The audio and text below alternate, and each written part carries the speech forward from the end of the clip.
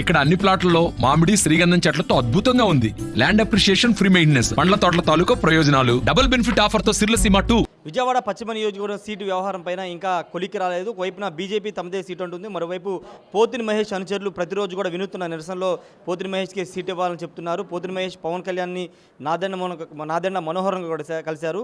ఇండిపెండెంట్గా పోటీ చేస్తాన ఒక ప్రచారం జరుగుతుంది. ప్రస్తుతం పోతిని మహేష్ మనతో ఉన్నారు. సార్, ఏంటి పశ్చిమ నియోజకవర్గం సీటు మీరు 5 ఏళ్ళకి ఇక్కడ కష్టపడ్డారు, పనిచేసుకున్నారు, పార్టీ కోసం కృషి చేశారు. ఇప్పుడు మీకు సీటు వ్యవహారంలో అధిష్టానం మీకు ఎందుకు ప్రకటించుకోకుండా హోల్డ్లో పెట్టింది? ఏం జరుగుతుంది?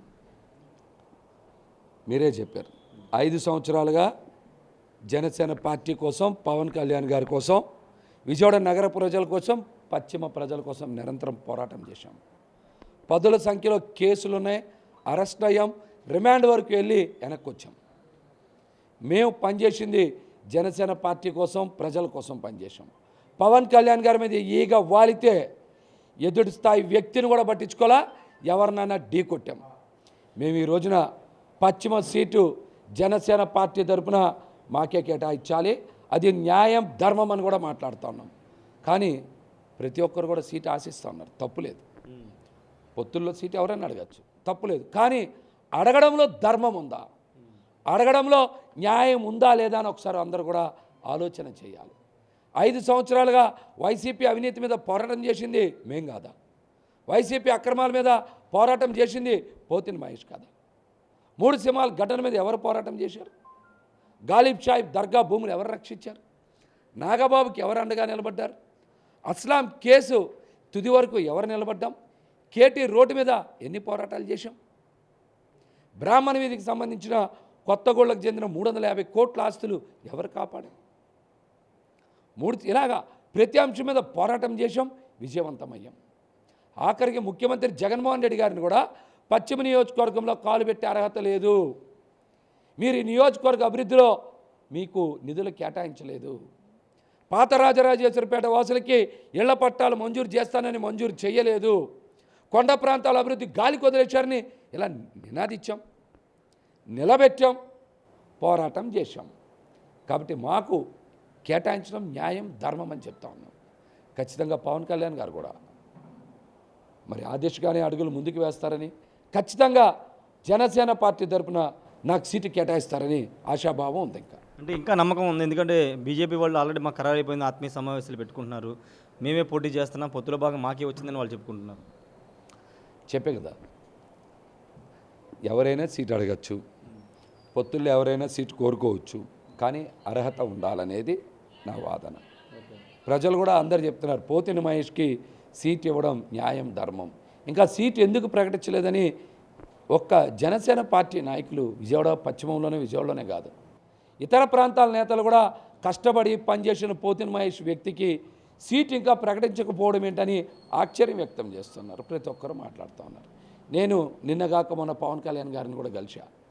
సార్, మనం గెలిచే స్థానం ఇది, ఖచ్చితంగా మనకు కేటాయించేలాగా మీరు పట్టుబట్టండి. మనకు కేటాయిస్తే రాజధాని ప్రాంతంలో కూడా మన పార్టీ బలంగా ఉంటుంది, మన ఉనికి ఉంటుంది, మన నాయకత్వం నిలబడుతుంది. కాబట్టి ఖచ్చితంగా పశ్చిమ సీటు మనకు వచ్చేలాగే మీరు తీవ్రంగా ప్రయత్నం చేయాలని వారికి విజ్ఞప్తి చేశా. వారు కూడా ఖచ్చితంగా మహేష్ ఆ దిశగా నేను ప్రయత్నం చేస్తానని కూడా మాట్లాడారు. నేను నాదెండ్ల మనోహర్తో కూడా మీరు భేటీ అయ్యారు, దాదాపు గంట పాటుగా ఎంత మాట్లాడినట్టు తెలిసింది. అంటే ఏమి హామీ ఇచ్చారని చెప్పారా? సోమవారం ప్రెస్ మీట్ అప్పుడు మీరందరూ కూడా ఉన్నారు, మనోహర్ సార్ కూడా పిలిచారు. మహేష్, మేము ప్రయత్నం చేశాం, ఖచ్చితంగా వస్తుందని ఆశించాం, కానీ పొత్తుల్లో కొద్దిగా ఇబ్బంది పడే పరిస్థితులు వస్తూ ఉన్నాయి అని మాట్లాడారు. కాదు సార్, రాజధాని ప్రాంతంలో మనకి ఖచ్చితంగా స్థానం ఉండాలి, మన శ్రేణులకు కూడా మనం నిలబడాలి.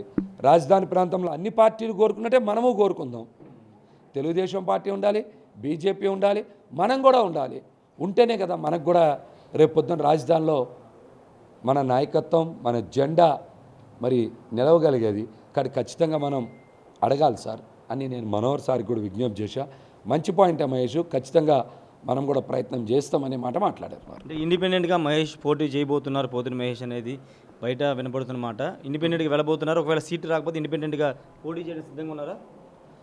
నేను డే 1 ఒక నిర్ణయం చెప్పాను. నాకు పవన్ కళ్యాణ్ గారి మీద అపారమైన నమ్మకం, విశ్వాసం ఉన్నాయి. అందుకని ఏ రోజు కూడా నేను పని మీదే దృష్టి పెట్టా. లాబింగ్ మీద, దొంగల మీద, లేదా పక్క పార్టీల మీద, పక్క చూపుల మీద నాకు ఇప్పుడు దృష్టి సారించాను నేను. ఎందుకంటే పార్టీ కష్టపడి పనిచేస్తున్నాం, గుర్తిస్తుంది, మనకు అవకాశం ఇస్తుంది అనేటువంటి అంశంలోనే మేము నిరంతరం పని మీదే మేము దృష్టి పెట్టాం. ఫలితం పవన్ కళ్యాణ్ గారు చూసుకుంటారనేటువంటి నమ్మకంతోనే మేము పనిచేసుకుంటూ పోయాం. ఇలాంటి ఇబ్బంది పడే పరిస్థితి వస్తుందని మాకు ఎప్పుడు కూడా అనిపించలా. మా గురించి మేము ధర్నాలు చేసుకునే పరిస్థితి వస్తుందని కూడా మేము ఎప్పుడు అనుకోలేదు. నిజంగా ఇది దురదృష్టకరమైనటువంటి ఘటన నేనైతే అనుకుంటున్నాను. ఉద్యమ సంఘాల్లో నుంచి వచ్చా, నేను ఈ రోజున జనసేన పార్టీలో ఆ విధంగానే నిలబడ్డా.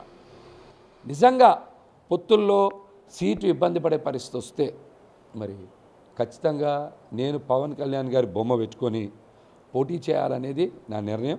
ఖచ్చితంగా పోటీ చేస్తా, నిలబడతా. అంటే పవన్ కళ్యాణ్ ఫోటో జనసేన జెండా పట్టుకుని ఇండిపెండెంట్గా పోటీ చేయబోతున్నారు. ఖచ్చితంగా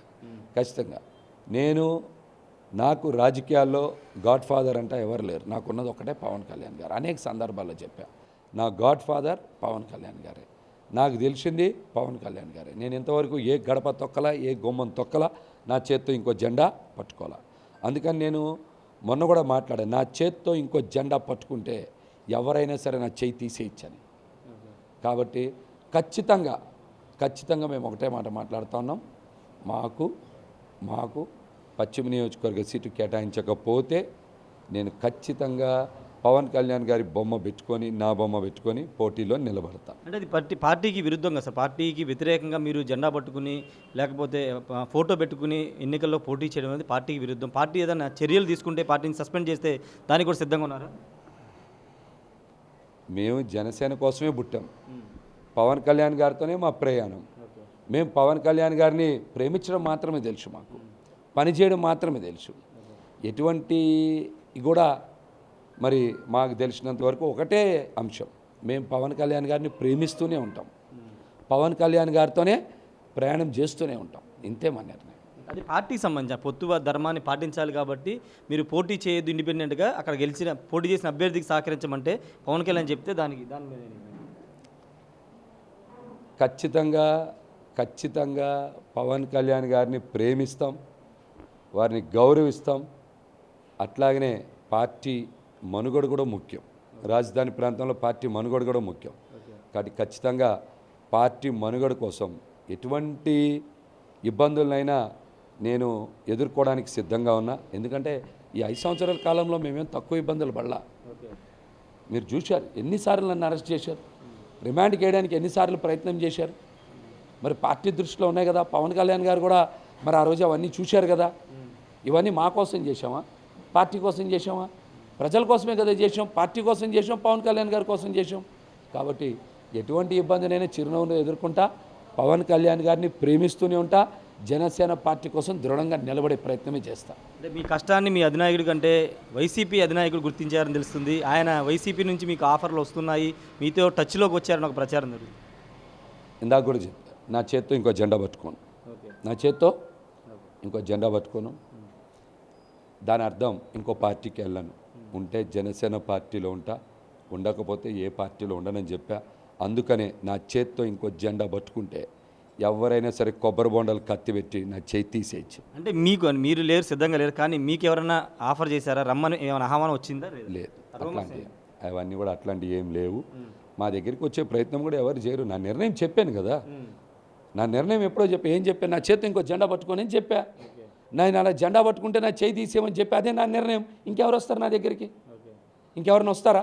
అటువంటి నిర్ణయం ప్రకటించాక ఎవరిని వస్తారో చెప్పండి. బయట పనికిమాలిన మాటలు, రూమర్స్ బోర్డంతమంది మాట్లాడతారు, అవి పట్టించుకోవాల్సిన అవసరం లేదు. నేను ఇప్పుడు కూడా చెప్తున్నా, మీకు కూడా ఆఫర్ ఇస్తున్నా. నేను ఇంకో జెండా పట్టుకుంటే ఈ మైక్ తీసి కత్తి పట్టుకుని నా చేయి తీసేయచ్చు. ఫైనల్గా ఒకటి చెప్పండి, ఇండిపెండెంట్గా పోటీ చేసి ఇంత పోటీలో వైసీపీ, ఇప్పుడు టీడీపీ, జనసేన, బీజేపీ పెట్టిన అభ్యర్థి ఇద్దరు ఉంటారు, మూడో వ్యక్తిగా మీరు వస్తే గెలిచే అవకాశం ఉందనుకుంటున్నారా? ఏం చెప్తారు, ధీమాగా ఉన్నారా? ఖచ్చితంగా చతుర్ముఖ పోటీ జరిగిద్ది. చతుర్ముఖ పోటీ జరిగిద్ది. వైసీపీ, కూటమి, అలాగే కూటమి తర్వాత పవన్ కళ్యాణ్ గారి తరపున నేను, పోతిని మహేష్ అని నేను, కాంగ్రెస్, కమ్యూనిస్టులు, కట్ 4 పార్టీలు అయితే చతుర్ముఖ పోటీ నడుస్తుంది. ఖచ్చితంగా చతుర్ముఖ పోటీలో గెలుపు ఏ విధంగా సాధిస్తాం, గెలుపుకి ఏ విధంగా ముందుకెళ్తాం అనేది మీరు చూస్తారు. చాలా ప్రణాళికలు, వ్యూహాలు ఉన్నాయి, అమలు చేస్తాను. Thank you. Thank you sir. మొత్తం ఖచ్చితంగా చతుర్ముఖ పోటీలో విజయవాడ పశ్చిమ నియోజకవర్గం నుండి గెలుస్తానని పోతిరి మహేష్ ధీమా చెప్తున్నారు. వేరే పార్టీ జెండా మోస్తే కొబ్బరి మండల కత్తితో తన చేయి నరకమనే ఆఫర్ కూడా చేస్తున్నారు. వైసీపీ నేతలు ఎవరు తన టచ్లో లేదంతా రూపర్స్ అని చెప్తున్నారు. పవన్ కళ్యాణ్ ఫోటో జనసేన జెండాతోనే పశ్చిమ నియోజకవర్గంలో తిరిగి ఓట్లు అడిగి గెలుస్తానని పోతిరి మహేష్ చెప్తున్నారు. కెమెరా పర్సన్ ప్రసాద్తో రాయ్ షార్ట్ టీవీ విజయవాడ నుండి. మరిన్ని వీడియోస్ కోసం ఛానల్ ని సబ్స్క్రైబ్ చేయండి. లేటెస్ట్ అప్డేట్స్ కోసం వాట్సాప్ ఛానల్ ని ఫాలో చేయండి. అండ్ లింక్ డిస్క్రిప్షన్ లో ఉంది.